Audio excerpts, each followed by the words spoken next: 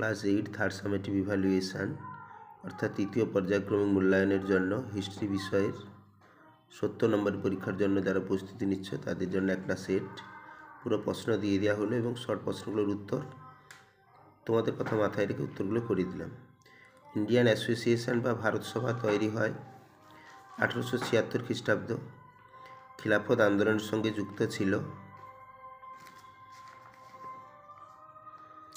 অসহযোগ আন্দোলন। সারে জাহাঁ সে আচ্ছা হিন্দুস্তান হামারা কবিতাটি রচনা করেন মোহাম্মদ ইকবাল। বর্তমানে সংবিধানে উল্লেখিত মৌলিক কর্তব্যের সংখ্যা হলো 7টি। তেভাগা আন্দোলন সংগঠিত হয়েছিল 1946 খ্রিস্টাব্দে। মহলওয়ারি ব্যবস্থা চালু হয়েছিল উত্তর ভারতে। হিন্দু মেলা প্রতিষ্ঠা করেন নবগোপাল মিত্র।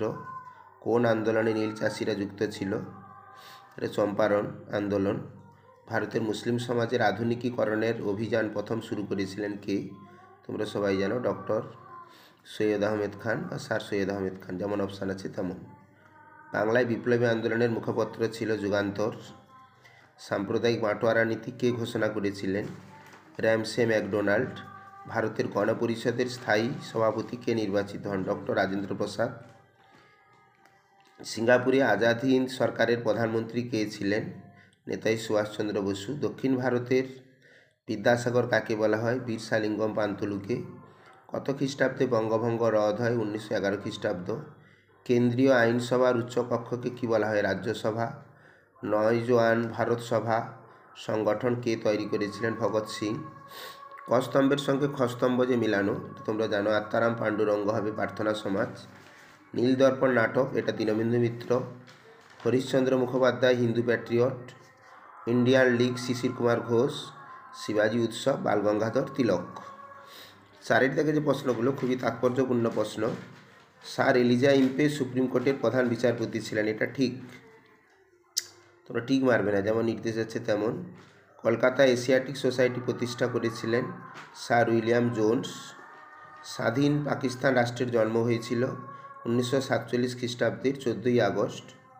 চৌধুরী রহমদ আলী ছিলেন মুসলিম লীগের সভাপতি, এটা মিথ্যা, ভুল লিখবে তোমরা। ক্লাইভ হেস্টিংস দুপলে কর্নওয়ালিস বেমানান শব্দটি খুঁজে বার করো। দুপলে হবে, কারণ তোমরা জানো উনি ছিলেন ফরাসি প্রশাসক। ঠিক আছে, তারপরে যেটা আছে যে মুখ্যমন্ত্রী, রাজ্যপাল, অর্থমন্ত্রী, শিক্ষামন্ত্রী, এটা তোমরা অবশ্যই জানো যে এটা রাজ্যপাল হবে। নিচের বিবৃতিগুলির সঙ্গে কোন ব্যাখ্যাটি সবচেয়ে মানানসই খুঁজে নাও।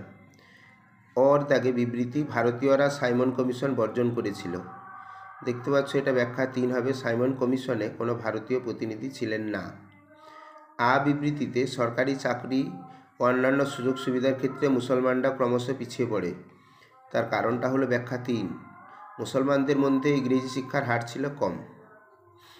ঠিক আছে, এটা তো বলেই দিলাম। তারপরের প্রশ্নগুলোও তোমরা করবে, আশা করি পরীক্ষায় তোমরা অনেক প্রশ্ন কমন পাবে। আর সেই সঙ্গে তোমাদের জানিয়ে রাখি, এরকম সুন্দর সুন্দর কোয়েশ্চেন পেতে অবশ্যই চ্যানেলটিকে তোমরা সাবস্ক্রাইব করে রাখবে। Thank you.